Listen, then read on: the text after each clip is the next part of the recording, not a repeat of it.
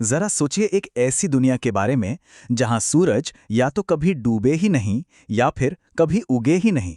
आज की कहानी दो ऐसे ही पड़ोसी गांवों की है जहां एक अजीब सी घटना ने कुदरत के सारे नियम तोड़ दिए और लोगों की जिंदगी में एक ऐसी उथल-पुथल मचा दी जिसकी किसी ने कल्पना भी नहीं की थी। क्या हो अगर सुबह कभी खत्म ही ना हो और सूरज की तपिश हर पल जलाती रहे? या फिर क्या हो अगर रात का अंधेरा कभी हटे ही नहीं और हमेशा के लिए उसी अंधेरे में जीना पड़े? ये सिर्फ सोचने वाली बातें नहीं थी। उन दो गांवों के लोगों के लिए ये एक भयानक हकीकत बन चुकी थी। देखिए, एक तरफ था दिन का गांव जहां सूरज आग के गोले की तरह आसमान में जम गया था, डूबने का नाम ही नहीं ले रहा था। लगातार रोशनी और झुलसा देने वाली गर्मी ने लोगों को बीमा बेहाल कर दिया था। और दूसरी तरफ था रात का गांव जो कभी ना खत्म होने वाले अंधेरे में डूबा हुआ था। वहां लोग बस डर और लाचारी में जी रहे थे, खासकर वो जिन्हें अंधेरे में दिखाई नहीं देता था। और जानते हैं इस कहानी का सबसे अजीब हिस्सा क्या था? दोनों गांवों के बीच एक ना दिखने वाली दीवार थी। कोई भी उसे पार नहीं कर सकता था। मतलब हर कोई अपनी भयानक किस्मत में कैद हो गया था, अपने ही घर में एक कैदी की तरह। तो चलिए थोड़ा और गहराई में चलते हैं और देखते हैं कि इस अजीब से श्राप ने असल में लोगों की जिंदगी पर क्या असर डाला। दिन वाले गांव की हालत का अंदाजा इस एक लड़के की बातों से लगाया जा सकता है। सोचिए जरा, जब रात होगी ही नहीं तो कोई चैन से सोएगा कैसे? बिना आराम के लोगों के शरीर और दिमाग दोनों ने जवाब देना शुरू कर दिया था। ऐसा लगता था जैसे हर कोई एक न खत्म होने वाली थकान और बीमारी के जाल में फंस गया हो। और उधर रात वाले गांव में इस माँ का ये सवाल दिल को चीर देता है। उस घने अंधेरे ने लोगों को पूरी तरह लाचार बना दिया था।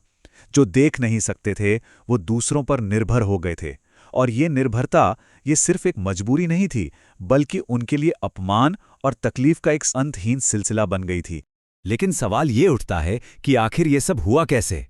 कौन था इस भयानक श्राप के पीछे? चलिए अब पता लगाते हैं कि वो कौन था जिसके दुख और बदले की आग ने सब कुछ जलाकर राख कर दिया। इस पूरी तबाही के पीछे दो लोग थे। एक दुखी बुढ़िया जिसका दिल अपने गम से पत्थर हो चुका था, और एक लालची साधु जिसने पैसों के लिए अपनी सारी इंसानियत बेच दी थी और उस बुढ़िया की खौफनाक योजना को हकीकत बना दिया।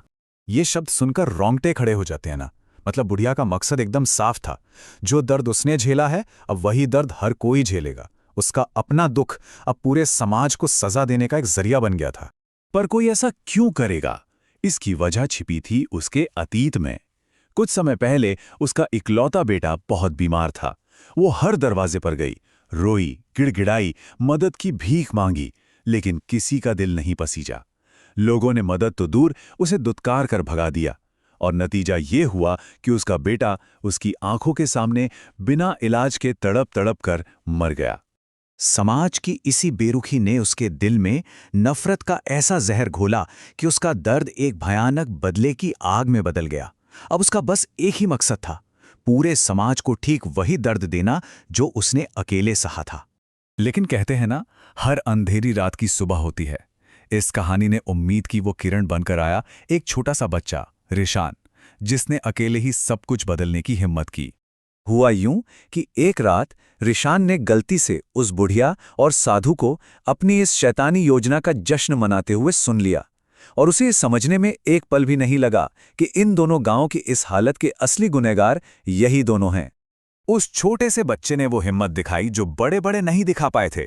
वो चुपके से गया और साधु का वो जादुई बर्तन चुरा लाया जिसमें श्राप वाला पानी था, और फिर उसी पानी से उसने श्राप को पलट दिया और दोनों गांवों को उस भयानक कैद से आजाद करा दिया।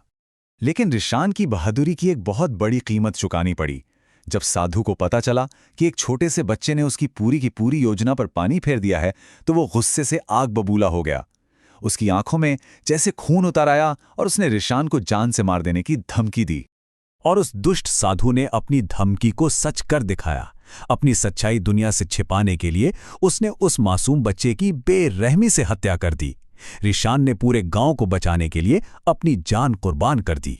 लेकिन रिशान की ये कुर्बानी बेकार नहीं गई। उसकी मौत ने वो चिंगारी जलाई जिसने अब तक सो रहे गांव वालों के ज़मीर को जगा दिया।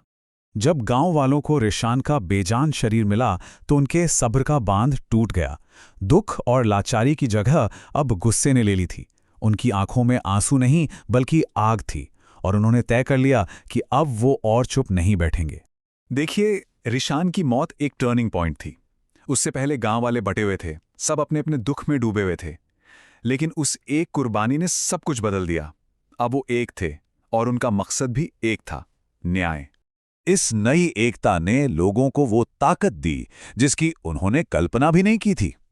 गांव वालों ने मिलकर बुढ़िया को उसके किए की सजा दी और उस पाखंडी साधु को पकड़कर उसके पापों का हिसाब बराबर किया। और इस तरह बदले के इस जहरीले खेल का हमेशा के लिए अंत हो गया। तो इस पूरी कहानी से हमें सीखने को क्या मिलता है? इसकी असली सीख क्या है? देखिए, ये कहानी हमें कुछ बहुत जरूरी बातें सिखाती है। सबसे पहली बात तो ये कि किसी एक इंसान के दर्द को नजरअंदाज करना पूरे समाज पर कितना भारी पड़ सकता है। दूसरी, असली ताकत अकेले रहने में नहीं बल्कि एक साथ खड़े होने में है। तीसरी बात, बदला कभी किसी का भला नहीं करता, वो बस बर्बादी लाता है। और सबसे जरूरी, एक समाज की असली मजबूती इसी बात में है कि वो अपने हर एक सदस्य की परवाह करे।